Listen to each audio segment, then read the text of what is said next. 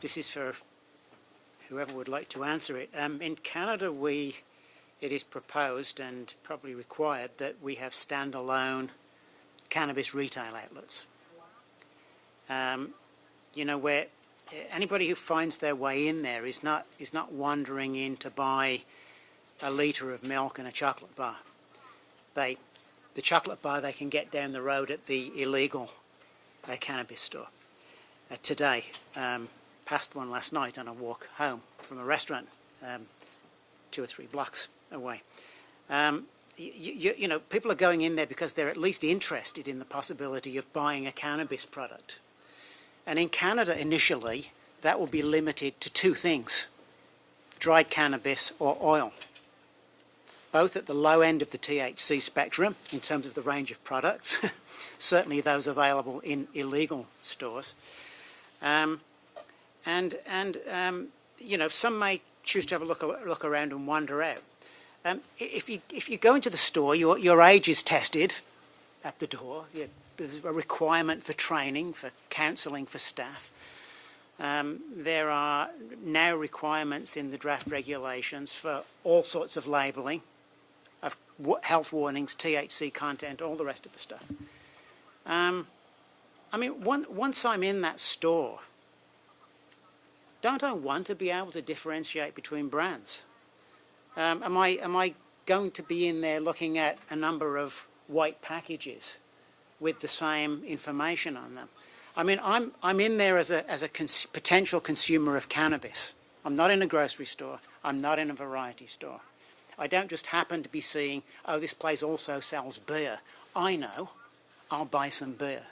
I'm in there for a purpose, or likely in there for a purpose. I'm finding it hard to understand why there would not be, from a consumer perspective, brand differentiation within that highly regulated retail environment. Mr. Engel, why don't we start with you? Sure, it's a great question, and I made that comment in my opening remarks, right? The retail environment in Canada is primarily going to be age-gated. So as people enter the retail location, as you said, they've either had an interest, expressed an interest, or they're going to make a decision to purchase. The setup of all the stores, as we understand, is going to be jewelry store-like, so the product won't be on display, it won't be self-serve, but I think it's going to be critical, as you say, Senator Dean, to have an education and have a brand differentiation, whether or not that's on the package. As I think many of the questions tonight are looking at the package as the brand. The package isn't necessarily the brand. There's going to be, potential for electronic information in the store, point of sale material, et cetera, because the retailers are looking for that educational element to help people understand, as you've outlined, what is that product, how is it differentiated, what effect can I expect? So I'd agree with you 100%. I think that's one of the critical aspects. We're treating, as if people are going to be going in there randomly. They're not. They've made a choice, and they're going to go into a retail environment to make a decision, either to purchase or not purchase, but certainly they want as much information as possible to help guide that decision. Okay, let me go to the screens. Let me start with Dr. Wang this time, and then Professor Hammond. Dr. Wang? Yeah, I don't disagree. I think the market here in the U.S., or at least in Colorado, the branding is mostly, again, there's no imagery, cartoon labeling, things that appeal to the younger population, and most of what we see is in the label and the names themselves, with a little bit of color, maybe small symbols, plants. And those can help differentiate between the branding, and as long as they don't, designatedly appeal to the younger population, it seems to be working here. And I agree, people go into these shops on a purpose. It's not like you browse and you just come across a shop. You go in there with an intent to buy and use marijuana. So we're not increasing the appeal to the consumer. However, I think we still have to be careful about once they leave the shop, we can't have them appeal to the younger population. Okay, Professor Hammond.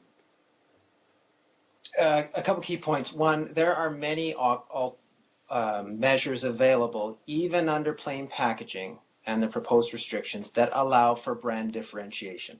It is incorrect to say that you can't differentiate brands under plain packaging. Number two, that may be true while you're in the store, but packages don't stay in the store, they leave the store. And I can tell you that, like cigarette packages, little children develop brand associations with cigarette companies at a very early age, even though we don't have TV ads and everything else. I can tell you we have done experiments with actual cannabis branding from the US with Canadian youth.